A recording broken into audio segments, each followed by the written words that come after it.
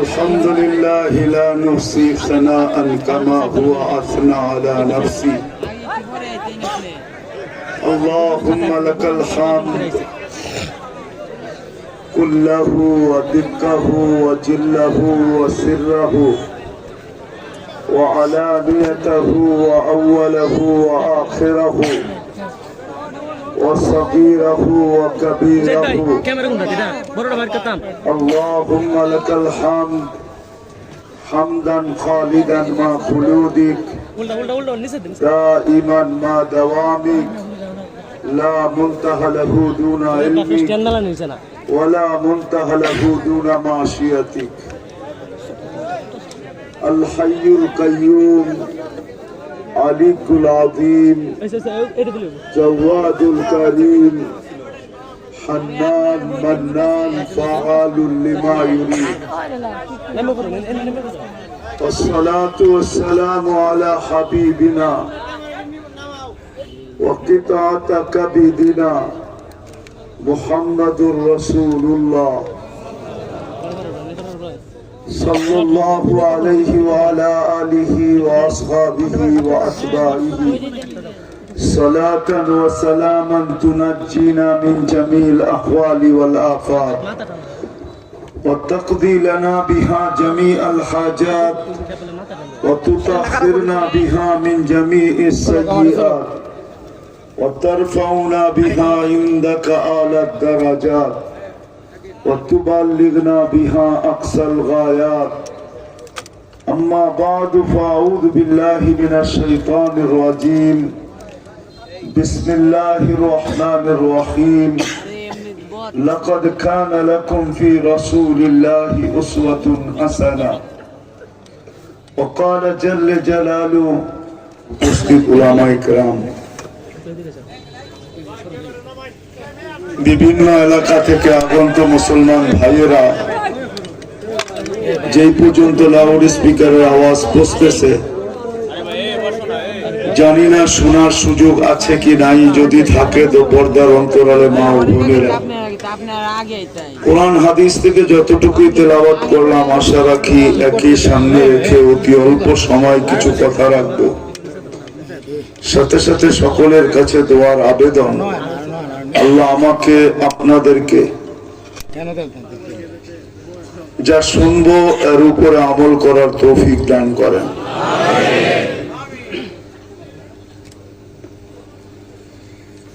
কোন কবি বলছিলেন, যদিও আমাদের বাংলা ভাষায় না, যে মুসলমানों कहां से रवाना हुए और कहां जाकर ठहरे और आप कहां गिरे, যে তোমাদের যাত্রা কোত্থেকে ছিল আর যাত্রার পরিসমাপ্তিটা কত দূর পর্যন্ত ছিল, আর আজকে অবনতির এই দুরবস্থা কোথায় যায় পৌঁছলো। সত্য এটাই, আমাদের যাত্রাটা খুব শুভই ছিল। পৌঁছতে পৌঁছতে পৌঁছতে পৌঁছতে মুসলমান 4 মহাদেশ পর্যন্ত দুনিয়া ঘুরলে দেখা যায়। আমি ঘোরার কিছু চিত্র আপনাদের সামনে তুলি, তাইলে বোঝা যাবে যে মুসলমানদের পরিধি কতটুকু বড় ছিল। ওই সময় মহাদেশ 4টেই ছিল, পঞ্চম কোন মহাদেশের আবিষ্কার তখন হয় নাই, বা 6ম না 7ম না। এখন যদিও 7টা মহাদেশ। রাসূলুল্লাহ সাল্লাল্লাহু আলাইহি ওয়াসাল্লামের আবির্ভাবের সময় মহাদেশ 4টেই ছিল, এশিয়া, আফ্রিকা, ইউরোপ এবং রাশিয়া। বাকিগুলো আপনাদের জানা আছে, জুমা 8 দিন আবিষ্কার হয়েছে। অস্ট্রেলিয়া বলেন, আমেরিকা বলেন, কানাডা বলেন, এটি তো নতুন আবিষ্কার হলো। 13টা মহাদেশই মুসলমানদের অল্প কয়েকদিনের ভিতরে মুসলমানদের পায়ের নিচে ছিল। আজকে সারা দুনিয়ায় পতনের অবনতিটা এতটুকু যে আজকে সারা দুনিয়ায় মুসলমান নির্যাতিত। মুসলমান নিষ্পেষিত, মুসলমান ঘৃণিত, মুসলমান অবহেলিত, মুসলমান দীক্ষিত, মুসলমান লাঞ্ছিত, এমনকি মুসলমান সবার চোখে নিকৃষ্ট। এমনকি ইসলাম মুসলমানদের চোখও আজকে নিকৃষ্ট। যদি নিকৃষ্ট না হতো তাহলে মুসলমান যুবকরা কেন চুল কাটতো নেটের ডিজাইন দেখা? মুসলমানদের সমস্ত সাজগোজ রীতি নীতি সব বিজাতির আদর্শে কেন হতো? বোঝা গেল ইসলাম আমাদের কাছেও একটা ঘৃণার জিনিস, দীক্ষার জিনিস, দীক্ষিত জিনিস, ঘৃণিত জিনিস, অবহেলিত জিনিস, লাঞ্ছিত জিনিস। নাহলে আমাদের জীবনের চিত্রটা এরকম কেন হতো? বোঝা গেল ইসলামটা আমাদের কাছেও প্রিয় না। যার কারণেই মুসলমানদের গলায় রশি লাগাইতে খুব সহজে লাগাইতে পারে। সবাই দুনিয়া জানে যে ইসলাম তো আজকে মুসলমানদের কাছেও প্রিয় না। আমরা আঙ্গুল উঠাবো না, তা উঠাবো না কেন? আমরা বিরুদ্ধে লিখবো না, তো লিখবো না কেন? আমরা বলবো না, তো বলবো না কেন? আমি মনে হয় বুঝাইতে পারতেছি না। আজকে আমাদের কাছেও ইসলাম দীক্ষিত। কোথার থেকে যাত্রা আর কত দূর পর্যন্ত আমাদের পৌঁছা, আর আজকে আমাদের অবনতির অবস্থা কি? অথচ সত্য এটাই ছিল। একটা কথা বুঝাইতে চেষ্টা করতেছি, দেখি বুঝে আসে কিনা। প্রতি মসজিদে ডেইলি 5 ওয়াক্তের ভিতরে প্রত্যেক মুসলমান যিনি নামাজ পড়ে ডেইলি 32 বার একটা আবেদন আল্লাহর কাছে করে আসতেছি। শুধু আজ থেকে না, শত শত বৎসর থেকে, যে আল্লাহ আমাদেরকে আপনি ইহুদি নাসারার হাত থেকে বাঁচান। গায়রিল মাগদুবি আলাইহিম ওয়ালাদ-দাল্লিন। আবার কেউ জোরেও আমিন বলে, কেউ আস্তেও আমিন বলে। ওটা নিয়ে আমার তর্ক বিতর্ক নাই। কিন্তু এই যে আবেদন করে আসতেছি শত শত বৎসর, বাংলাদেশ মসজিদের দেশ, জুমার দিন কত লক্ষ লোক এই আবেদন করে আসতেছি, কিন্তু শত শত বৎসর আমরা এদের হাতেই নির্যাতিত। ইহুদি খ্রিস্টানদের হাতেই তো আমরা নির্যাতিত। কারণটা কি? আজকে আমরা আপোষও বলানোর কথা বহু দূর থেকে আমি শুনতেছিলাম। কারণ কি? কেন আজকে আমাদের সমাজের এই চিত্রটা কেন? আবেদন করলাম, মঞ্জুর হইল না কেন? আজ পর্যন্ত তো মঞ্জুর হইতেছে না। আল্লাহ তো দুটা শব্দ ফিট করলেন, গায়রিল মাগদুব ডাইরেক্টও বলেন নাই, ওয়ালাদ-দাল্লিন দুটা শব্দ আল্লাহ ফিট করলেন। তারপর আল্লাহ ওদের হাতের থেকে আমাদেরকে বাঁচায় না, তো বাঁচায় না কেন? একটু ভাবার বিষয়। আমি অল্প কয়েক মিনিটের ভিতরে এটার সমাধানের দিকে যাব। কেন আজকে আমাদের এই দুরবস্থা? কেন? কোরআন তো আমাদেরকে বোঝায়, মুসলমানের ঘরে যার অস্তিত্ব তাকে সবার উপরে রাখবে, এটাই কোরআনের নীতি। আর নীতি কোরআনের ঘোষণা এটাই যে তোমরা উপরে থাকবে, নিরাপত্তার চাদরে ঢাকা থাকবে। উলাইকা লাহুমুল আমান, ক্লান্তিহীন তোমাদেরকে আমি পালবো, তোমাদেরকে ক্লান্ত হতে দিব না, পাখির মতো তোমাদেরকে পালবো। সুখের জীবন আমি তোমাদেরকে এখানেও দিব, ওইখানেও দিব। ইজ্জতের মালা তোমাদের গলায় পড়ায় রাখবো। কিন্তু আজকে এরকম কেন? শুধু আমার মনে হয় দুটা কারণেই, আর কোনো কারণ নাই। আজকে যদি তওবা করে দুটা কারণের দিকে, দুটা কারণকে গুছায় দিতে পারি, প্রথমে তওবা করতে পারি, আর দুটা কারণকে যদি গুছায় দিতে পারি, এত রাত অবধি বয়ান করার আমার অভ্যাস নাই, কারণ আমি এটাতে বিশ্বাসী এত রাত বয়ান হোক এটা কখনো আমি পছন্দ করি না। ঊর্ধ্বে 11টা পর্যন্ত বয়ান হওয়া উচিত, যদিও ইসলামের নামে, কিন্তু আমার মনে হয় না ইসলাম এটাকে এরকম অনুমতি দেয় যেটা আমাদের দেশে হয়ে থাকে সারা রাত অবধি ওয়াজ। তো দীর্ঘ রাত পর্যন্ত ওয়াজ হোক আর ফজরের নামাজ না পড়লাম, এটা কখনো এটাকে অনুমোদন দেওয়া যায় না, সমর্থন করা যায় না, সাপোর্ট করা যায় না। কেননা ফজরের নামাজ নামাজ না, এই উম্মতের জন্য জান্নাতের সার্টিফিকেট। এই জন্য বলা যায় এই উম্মত যদি 2 ওয়াক্ত নামাজ 5 জামাত পড়লো, জীবনে কোনোদিন ছোটে নাই, তাহলে হাদিসের আলোকে তাকে লেখা দেওয়া যায় এই লোকটা জান্নাতি। আল্লাহ রাসূল বলেন মান সাল্লাল ফারদাইন দাখালাল জান্নাহ। সহিহ riwayat, যে 2 ওয়াক্ত নামাজ পড়লো, ঠান্ডার 2 নামাজ ফজর আর আসর, ওর জন্য জান্নাত অবধারিত। বিদায় দীর্ঘ রাত পর্যন্ত কথা হোক, ফজরের নামাজ ছুটা যাক, এটা কখনো পছন্দ করি না। এই জন্য অল্প কয়েকটা কথার ভিতরে কথাকে গুছায় আনতে চাইতেছি।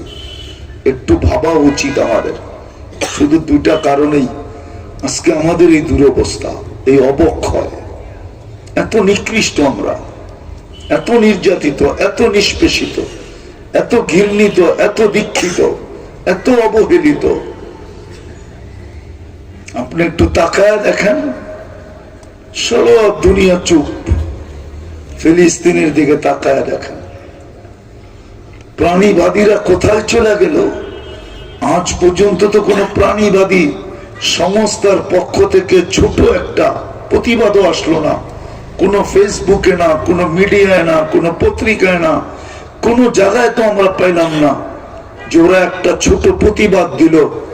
কিন্তু এতগুলা কুকুরকে যদি রাতের অন্ধকারে কোথাও বোম্বাইরা মারা হতো, তাহলে আমার বিশ্বাস সারা দুনিয়ার মিডিয়া চিৎকার দিতে দিতে মাথায় উঠে আনিত। কিন্তু আজকে সব নিশ্চুপ কেন? ওরা পাবে মুসলমান মরতেছে, তাতে কি আসে যায়? এটা তো প্রাণীর কাতারে পড়ে না। যদি পড়তো তাইলে না আমরা প্রতিবাদ করতাম। কারণ 2টাই, আর কোনো কারণ না। আমাদের সর্বদিকের অবক্ষয়ের কারণ, যেগুলা ময়লানা 2-1টা আপনাদেরকে বলতে ছিল, সবগুলার অবক্ষয়ের কারণ এটাই যে আমরা ইসলামের মর্যাদা দিতে পারি না। ইসলামের গুরুত্ব মহত্ব আমাদের দিল থেকে বাহির হয়ে গেছে, যার কারণে আল্লাহর ইজ্জত আমরা রাখতে পারি না। ইসলামের মহত্ব বাহির হয়ে গেছে। হাদিসে আছে নসিহাত মিনহা হাইবাতুল ইসলাম। একদিন আসবে মুসলমানের ঘরে সবচেয়ে বেশি ইসলাম ঘৃণিত হবে। আমাদের যুবক যুবতীর দিকে তাকাইলে দেখা যায় যে এদের দিলের ভিতরে ইসলামের বিন্দু মাত্র মহত্ব নাই। শুধু এক জায়গায় আছে, এটাও মনে হয় আল্লাহর বিশেষ মেহেরবানি, শুধু কাগজে আছে। কাগজে যেখানে ধর্ম লিখতে হয় ওইখানে আলহামদুলিল্লাহ এখনো এতটুকু আছে যে বিনা দ্বিধায় ইসলাম লেখা দিয়ে আসে। এটাও মনে হয় আল্লাহর একান্ত কৃপায় হইতেছে। কেননা কিয়ামতের এক সময় আসবে, দোজখের ভিতরে ঘোষণা হবে যে যারা কাগজে মুসলমান ছিল ওদেরকেও বাহির করো। ওই দিন হয়তো আমাদের কপালে বাহির হওয়া লেখা আছে, এই জন্য আমরা বিনা দ্বিধায় কাগজে লেখা দিয়ে আসি, ধর্ম আমার ইসলাম। আজকে ইসলামের মহত্ব আমাদের ভিতর থেকে বাহির হয়ে গেছে। ইসলামের মহত্ব সময় লম্বা করতে চাইতেছি না। ঘন্টাখানিক আগে আসলে হয়তো কিছু শোনানো যেত ইতিহাসের পাতা থেকে। ইসলামের মহত্ব আমাদের ভিতরে নাই, অথচ আল্লাহ সদিচ্ছায় আমাদেরকে মুসলমানের ঘরে পাঠাইছেন। মুসলমান আজকে নিকৃষ্ট হওয়ার কারণ এটাই যে আমরা আল্লাহর ইজ্জত রাখি না। ভক্ত করি সব আল্লাহ, সুরক্ষা তো করেন উনি, লালন পালন তো উনি করেন, আর উনি তো বলছেন অবশ্যই করব। অতদিন করব যতদিন পর্যন্ত তুমি সীমা রেখায় পা না দাও। হুয়াল্লাযী খালাকাকুম সুম্মা রাযাকাকুম, আমি তোমাদেরকে পালবো অতদিন যতদিন তুমি সীমা রেখায় পা না দাও।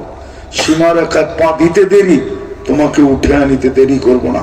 তারপরে তোমার কাছ থেকে হিসাব নিব। লা তুসআলুনা আনিন নাঈম, তখন যুবককে জিজ্ঞাসা করব, বল তোর যৌবনের দাম কত ছিল? বলো যুবক, তোমাদের যৌবনের দাম কত? বলো তো দেখি একজন, কত দাম যৌবনের? কয় মিলিয়ন, কয় ট্রিলিয়ন ডলার? বলো। আমি তো বলি, আমি বলবো, আমি তো বলি সমগ্র জগতের সম্পদ যদি একদিকে রাখা হয়, এক যুবকের এক যৌবন একদিকে রাখা হয়, তাহলে যৌবনের দাম বেশি সমগ্র সম্পদের চেয়ে। বিশ্বাস হয়? মানেন আপনারা? না মনে হয় কিশোরগঞ্জের যুবকরা মানে না। যৌবন যদি না থাকতো তাহলে তুমি আকর্ষণের পাত্র হইতা, তো হইতা কি করে? তুমি আজকে আকর্ষণের পাত্র কেন? সবার কাছেই আকর্ষণের পাত্র। আল্লাহর কাছে যেমন আকর্ষণের পাত্র, শয়তানের কাছেও তুমি আকর্ষণের পাত্র, সমাজেও তুমি আকর্ষণের পাত্র। নাইলে তোমার জন্য কেউ গলায় ওড়না পেঁচাবে তো পেঁচাবে কেন? ঝুলবে তো ঝুলবে কেন?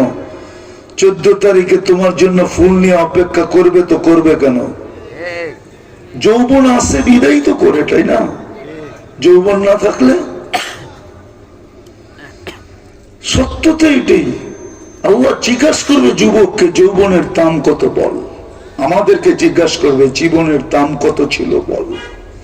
তোকে যে লালন পালন করছি বল। ডেলি 550 লিটার অক্সিজেন নিছিস তুই, বৎসরে কত লিটার হয় বল। 60 বৎসরে কত লিটার ছিল বল। ডেলি 1,60,000 বার শ্বাস প্রশ্বাস নিছ, বলো 60 বৎসরে কতবার নিছ। ডেলি তোমার ভিতর থেকে আমি কার্বন ডাই অক্সাইডকে 80,000 বার ক্লিন করছি, ক্লিন ঝাড়ু দিছি, ঝাড়ু আমি কুদরত দিয়ে ঝাড়ু দিছি। জমা হয়েছে আর বাহির করে দিছি, জমা হয়েছে আর বাহির করে দিছি। এরকম 24 ঘন্টা আমি 80,000 বার ক্লিন করছি। বলো প্রযুক্তি দিয়ে করলে কতগুলা টাকা দিতে হইতো বলো। এইভাবে জিজ্ঞেস করবে, সত্য এইভাবে জিজ্ঞেস করবে, এইভাবে জিজ্ঞেস করবে। বলো তুমি ছোট ছিল, তোমাকে যে বড় করছি কয় টাকা বিল দিছ? ছোটই তো ছিলাম মার পেটের থেকে যখন আসছি। বলো তুমি যে দুর্বল ছিলা, তোমাকে যে সুঠামত্ব দিছি, তুমি এখন রেসলার, রেসলিং খেলো, তুমি যে রেসলার হইলা, কত টাকা বিল দিছিলা আমাকে বলো। তুমি যে অজ্ঞ ছিলা, আজকে যে তোমাকে আমি শিক্ষা দিছি, মেধা দিছি, তুমি বিসিএস করে এখন বিসিএস ক্যাডার, বহুত বড় অফিসার, বহুত বড় পদস্থ। বলো এই মেধার বিপরীতে আমাকে কি দিছিলে বলো। তুমি যে অজ্ঞ আসছিলে, নিশ্চয় আসছিলে মার পেটের থেকে। ফালা আলাকা সিন্নুন তাক্তা, দাঁত তো তোমার ছিল না। ওলা আলাকা উদুনুন তাসমা, শ্রবণ শক্তি তো ছিল, কার্যকরিতা তো ছিল না। ওলা আলাকা আইনুন তানদুর, চক্ষুর দৃষ্টি শক্তির কার্যকরিতা তো ছিল না। ওলা আলাকা লিসানুন তান্তিক, বাক শক্তির কার্যকরিতা তো ছিল না। ওলা আলাকা আকলুন তুমাইয়িজ, মগজ ভালো মন্দ বুঝার ক্ষমতা তো ছিল না। ওলা আলাকা কলবুন তাতাফাক্কার, দিল চিন্তা করার মতো ক্ষমতা তো ছিল না। ওলা আলাকা ইয়াদুন তাফতিশ, হাত ধরার ক্ষমতা তো ছিল না। ওলা আলাকা রিজলুন তামশি, পার চলার ক্ষমতা তো ছিল না। সব তো আমি সাজাইছি। বলো বিল কত দিছিলা বলেন, কি জবাব দিব? বাকিগুলো তো বাদেই দিলাম, 24 ঘন্টাটা তো বাদেই দিলাম, 24 ঘন্টাটা তো বাদেই দিলাম। সত্য তো এটাই, এক হাদিসে আছে, শ্রম পেশার মানুষগুলো যখন বিকালে বাড়িতে ফিরে, আল্লাহ বলে আমি পিঠ থাবড়ায় ঘুম পড়ায় দেই, ঘুম পড়ায় দেই। বলো কিশোরগঞ্জের এক শ্রমিক যে সারাদিন শারীরিক পরিশ্রম করে বাড়িতে ফিরে, ওর এই দুর্বলতাটা, এই ক্লান্তিটা যদি আল্লাহ শরীরের ভিতরে জমা রাখতেন, ও দ্বিতীয় দিন কি কাজ করার যোগ্য হতো না হতো না? এই রাত্রের ভিতরে ওর ভিতর থেকে ক্লান্তিটা কে দূর করলো, কে বাহির করলো? আল্লাহ বলে তুই ঘুমাইতেছিলি, আমি ক্লান্তি বাহির করার ভিতরে লেগেছিলাম। সকালে তোকে আমি চাঙ্গা করে উঠাইছি। নাইলে যেটা পায়ে রিক্সা চালায়, ও সারাদিন রিক্সা চালানোর পরে জিজ্ঞাসা করেন বাড়িতে যখন ফিরে, তোর শরীরটা মনে হয় কাচের প্লেট মাটিতে ছাড়লে যেরকম টুকরা টুকরা হয়ে যায়, ওর শরীরটা মনে এরকম টুকরা টুকরা থাকে। কিন্তু রাত্রে যখন ঘুমায় তো সকালে আল্লাহ বলে আবার চাঙ্গা করে উঠাই। কয় টাকা বিল দিছিস আমাকে বল। সত্য এটা। বিদায় মেরে দোস্ত আসেন, কথা বাড়ায় আর লাভ নাই, দেড়টা বাজতে চলছে, আর বাড়াইতে চাইতেছি না। আসেন, কোরআন আমাদেরকে ডাকতেছে, আল্লাহ আমাদেরকে ডাকতেছে। কোরআন ডাকে আমাদেরকে, কোরআনও আমাদেরকে ডাকে। লিউযীকাহুম বাদাল্লাযী আমিলু লাআল্লাহুম ইয়ারজিউন। কোরআন বারবার ডাকতেছে লাআল্লাহুম ইয়ারজিউন। কোরআন চিৎকার দিতেছে ফাফিরু ইলাল্লাহ। মুসলমান, আল্লাহর দিকে ফিরায় না, তোর হারানো রত্ন তোদের হাতে উঠায় দিব। আসবে একদিন ইনশাআল্লাহ। হয়তো আমরা নাও থাকতে পারি, একদিন আসবে, দুনিয়ার মুসলমান জাগবে। ইমাম মেহেদী আলাইহিস সালাম যখন আসবে তখন জাগবে, আবার হারানো রত্ন মুসলমান ফিরায় পাবে। কিন্তু এর আগেই যদি তওবা করি যে আমাদের হারানো রত্ন যেন আমরা ফিরায় পাই। সব হারায় গেছে,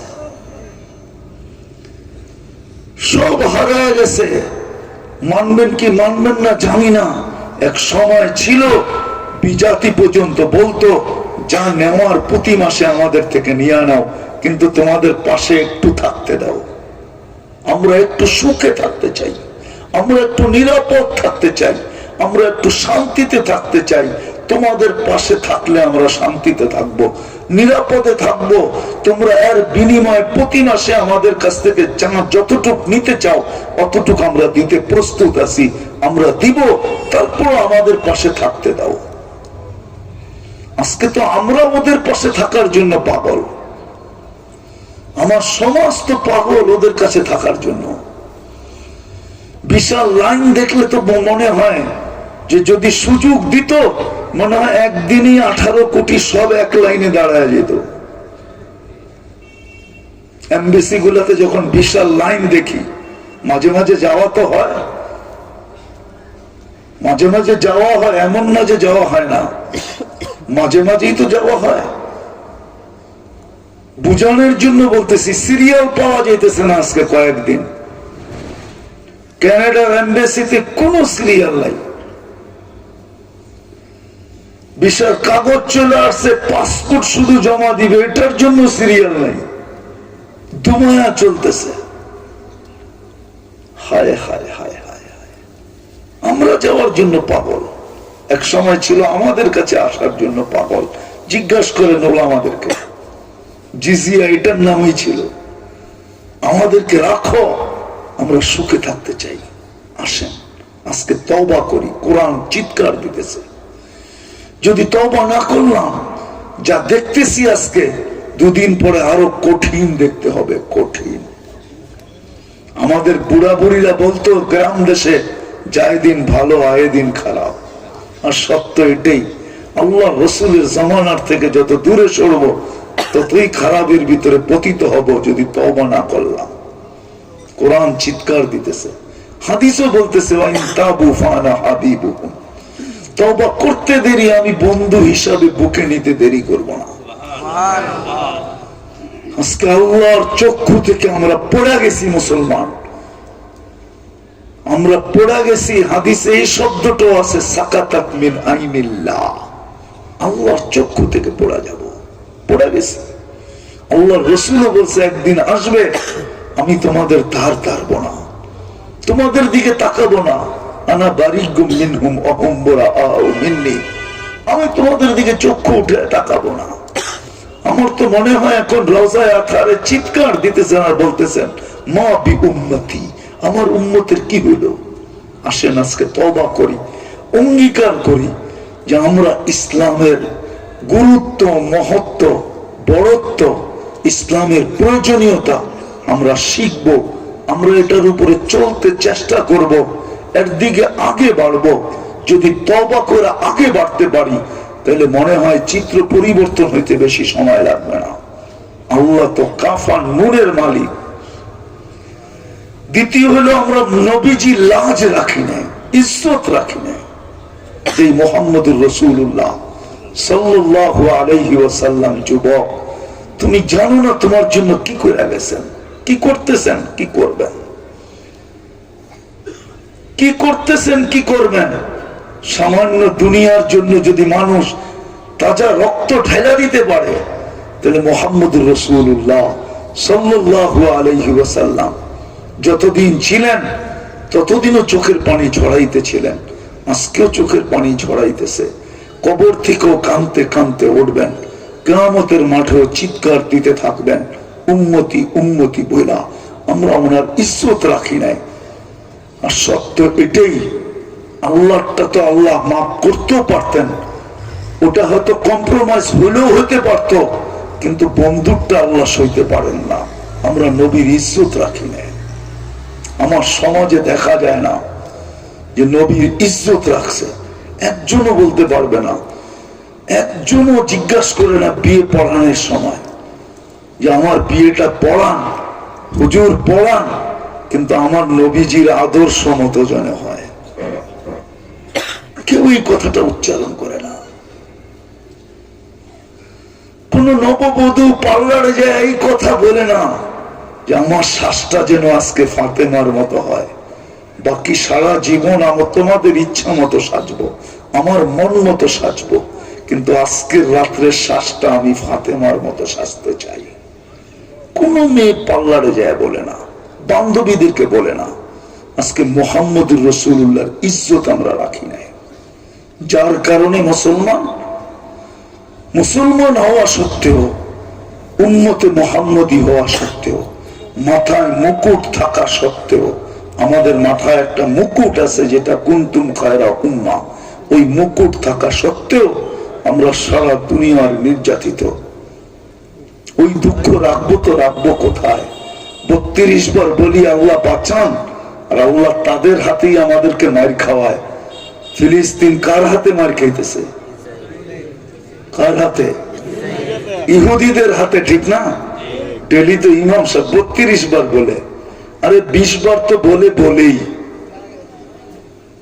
17 বার তো জামাতে দাঁড়ায় বলে আল্লাহ ইহুদি নাসারার হাত থেকে বাঁচান, কিন্তু ওদের হাতেই আমরা মারি খাইতেছি। এই দুঃখ রাখবো তো রাখবো কোথায়? এই জন্য চলেন আর লম্বা না কইরা চলেন আজকে আমরা তওবা করি। এখন আল্লাহ প্রথম আকাশে ডাকতেছে, কে তওবা করবে? আমি কবুল করার জন্য চলে আসছি। প্রথম আকাশে এখন রাতে 3 ভাগের 1 ভাগ অতিবাহিত হয়ে গেছে। করবেন তওবা? চলেন তাহলে হাত উঠে আল্লাহর কাছে তওবা করি। 2 হাত উঠে বলেন, আল্লাহ অতীত থেকে তওবা করলাম, আপনি আমাদের তওবাকে কবুল করেন, আজকে মেহেরবানি করে কবুল করেন। নামান আজকের থেকে নবীর আদর্শ শিখেন, ইসলামকে মনে প্রাণে দিলে জাগা দেন, শরীরে জাগা দেন, মনে জাগা দেন। রব্বে কাবার কসম, মুসলমান আজকে জাগা দিতে দেরি, কালকে পটভূমি চেঞ্জ হইতে দেরি হবে না।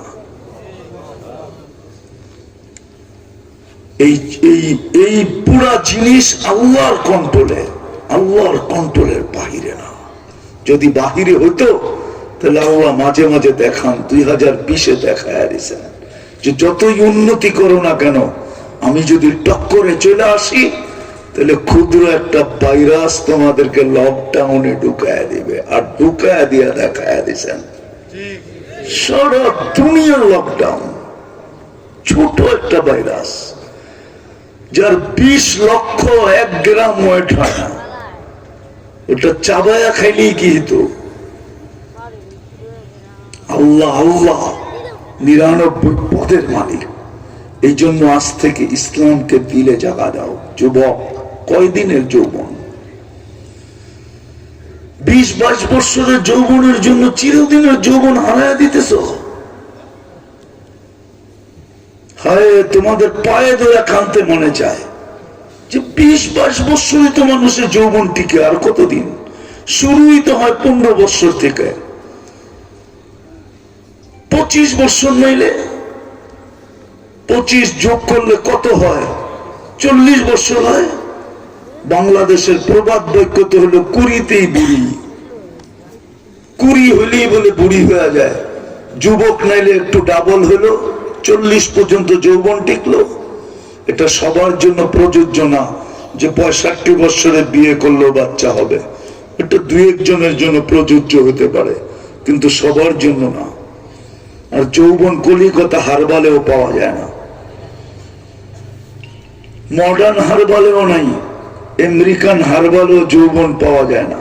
যৌবন তো আল্লাহ দেয়, চিরজীবনটা হারায় না। আজকের থেকে শিখবো তো সবাই। সর্বশেষ একটা কথা, আজকের থেকে নামাজ কেউ ছাড়বো না। ওয়াদা? বিলকুল পাক্কা। আল্লাহ আমাদেরকে আমল করার তৌফিক দান করেন। ওমা আলাইনা ইল্লাল বালাগ। আর দুটা কথা বলবো, আমরা প্রতিবাদ করতেছি ইসরায়েলের বিরুদ্ধে, ফিলিস্তিনের পক্ষে, এতটুকু যথেষ্ট না। আমাদের উচিত আমরা কমসে কম যারা 5 ওয়াক্ত নামাজি, ডেলি 2 রাকাত সালাতুল হাজত ওদের জন্য পড়া উচিত। আপনি প্রতিবাদ করতেছেন আমি মানি, কিন্তু 7 সমুদ্র 13 নদীর এই পার থেকে বিদায় ডেলি 2 রাকাত সালাতুল হাজত পড়া আল্লাহর কাছে অনুরোধ জানানো উচিত যে আল্লাহ আপনি একটু দেখেন না। আর ডেলি 2 টাকা ফিলিস্তিনের জন্য সদকা করা উচিত। আর সদকা তো তারুদ্দুল বালা, সব বিপদকে দূরীভূত করে সদকা। আজকে মুসলিম জগতের জন্য সবচেয়ে বড় বিপদ। যদি জিতা গেল তাহলে বাইতুল মুকাদ্দাসকে ভাঙা ফেলবে, ওইখানে মন্দির তৈরি করবে দাজ্জালের জন্য। আপনি নাউজুবিল্লাহ পড়েন।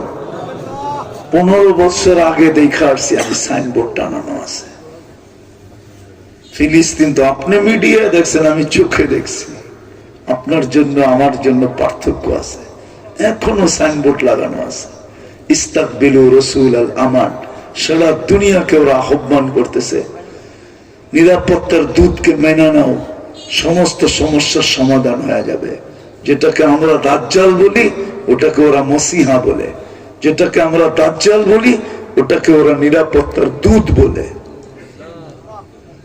ভেঙে ফেলবে, সত্য এটাই চেষ্টা চলতেছে।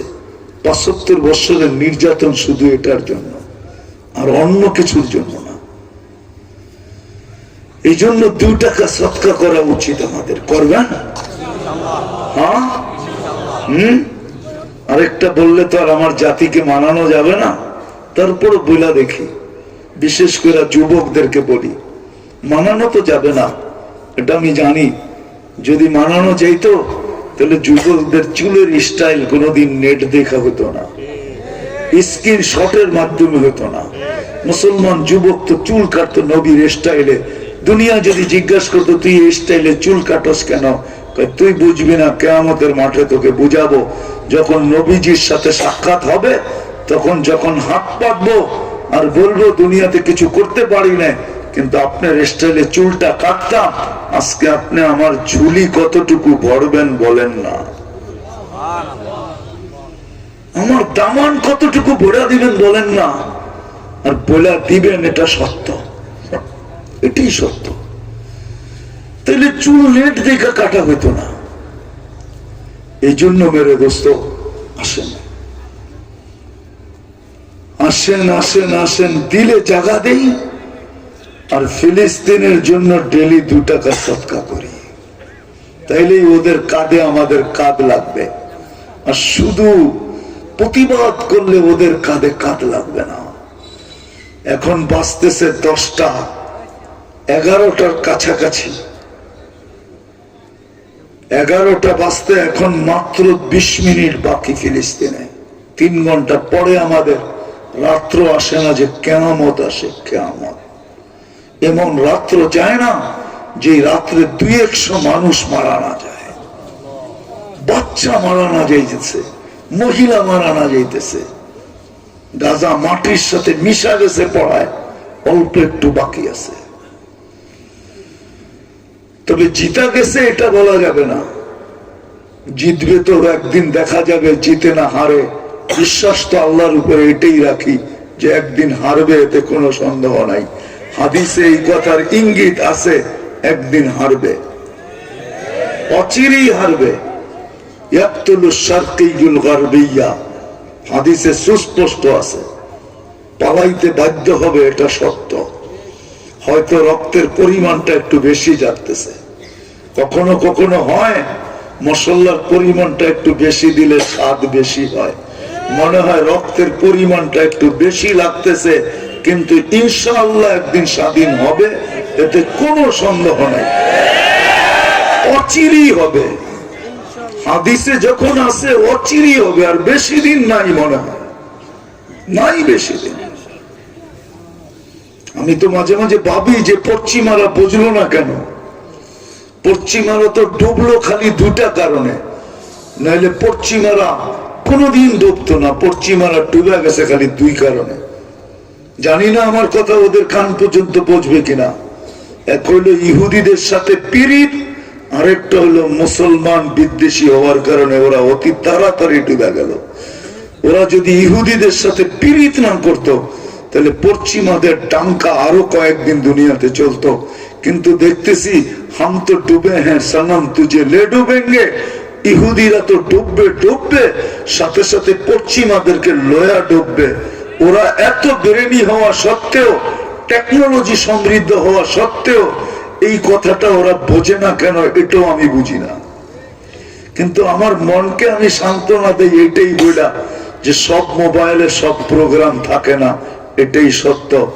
চাই যত দামি সেটাই হোক না কেন, আইফোনের চেয়ে দামি তো কোনো ফোন নাই, আপডেট কোনো ফোন নাই, কিন্তু আইফোনের বহু দুর্বলতা আছে, আইফোনে শেয়ার হিট নাই আর ব্লুটুথ নাই। শেয়ার হিট নাই আর ব্লুটুথ নাই আইফোনে।